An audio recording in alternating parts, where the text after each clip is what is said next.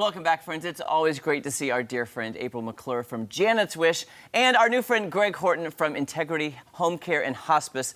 First of all, April, you have started an amazing organization called Janet's Wish. If somebody's tuning in for the very first time, you've been on the show a couple times, and we're going to try not to cry today, by the way.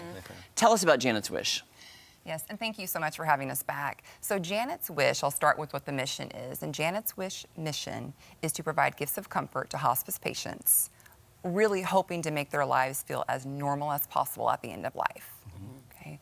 And Janet's Wish is an organization that we partner both with Mercy Health Foundation to manage the financials, as well as Integrity Home Care and Hospice that help give us the access to the hospice patients so we may provide those gifts of comfort. Which is amazing. And Janet was your mother? That's right, and I'm glad you asked that because Janet's Wish was actually inspired by my late mother. So although, and that's my mother, she lost her battle, a 2-year battle of cancer 12 years ago. And her dying wish was to ask our family to provide some type of comfort to hospice patients in the community, the same community that gave her those comforts during her final days. Oh, so powerful. It really is. Thank you. So I want to bring in you now because tell us how Integrity is contributing and helping. Yes, well... And you have your own story as well. Yeah, absolutely, and Janet's Wish just dovetails perfectly with our mission of caring for people in the last days of their lives at hospice while they're at home. And they can stay at home and be there where they're comfortable and where they're around all the people and the things that they love. And Janet's Wish has just been amazing in helping us do special things that we can't do under the hospice program, but Janet's Wish can. How did that partnership come about? No, that's a great question. So around 10 years ago, when my mother passed, the family was sitting around the dining room table trying to figure out how we were going to honor my mother's wish.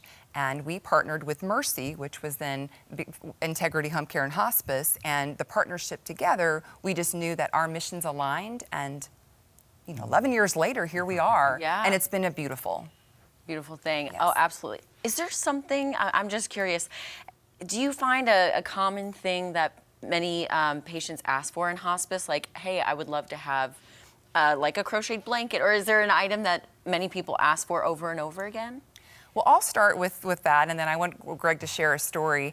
It's not really actually about just what a hospice patient may ask for, but a lot of times, pajamas. I know that's because if you think about hospice patients, a lot of times towards the end, they may lose a significant amount of weight. And to have them be provided with beautiful, soft, comfy pajamas that may be in their favorite color is an item that a lot of times is given.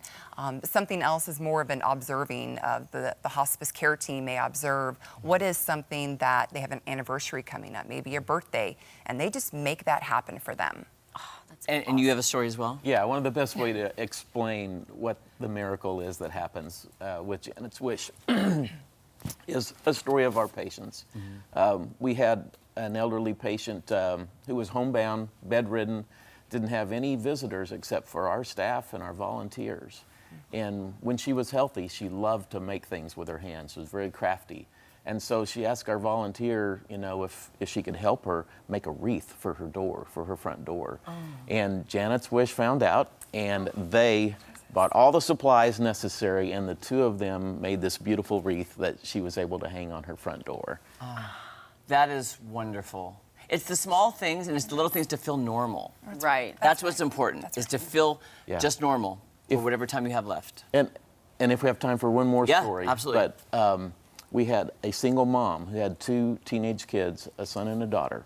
And she wanted to have a time to make some special moments and memories with her kids, even though she had a terminal illness. And so Janet's Wish bought supplies for them to do hand molds with each child and their mom's hands together. And then to buy a photo album so they could each have a book of special memories with their mom before she passed. That is amazing. Wow.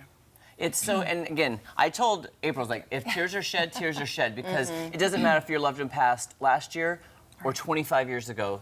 that feeling is always there. It never goes. It gets easier, but it never goes away. And the things you're providing for these patients will live on through their loved ones. Yes. Right. Not just for the patient, but for the families as well. And I've told the story a million times. My grandmother in hospice, her main wish was to have all the family photos moved to her room because she was bedbound. Yeah.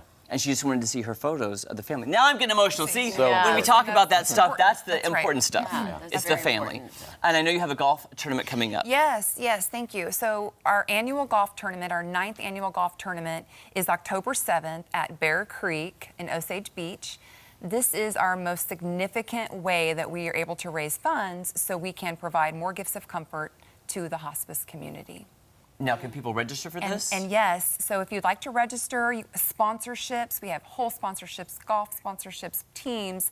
You can Facebook message me at Janet's Wish would be the easiest way, and then I can route the appropriate forms to you. What a great organization. And is there a deadline for registration?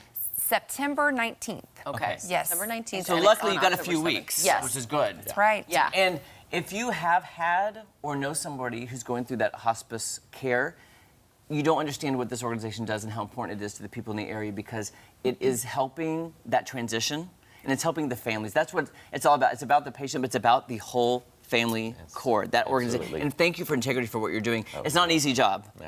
It's But- not easy. But you're doing it with grace and dignity. And it's always great to see you. Thank you. See, I held it together pretty well today, though, did, April. I you mean, did. overall. So go to the website, check it out. If you can make a donation, help. This is such an amazing organization, and we love you guys so much. Thanks for coming on. Thank you. Thank you. Thank you Thank very you so much. much. Thank you both. All right, you guys, when we come back, we'll be talking to a registered dietitian about fun, food, and fitness right after this. Good deal. I was worried. I was like, anytime I talk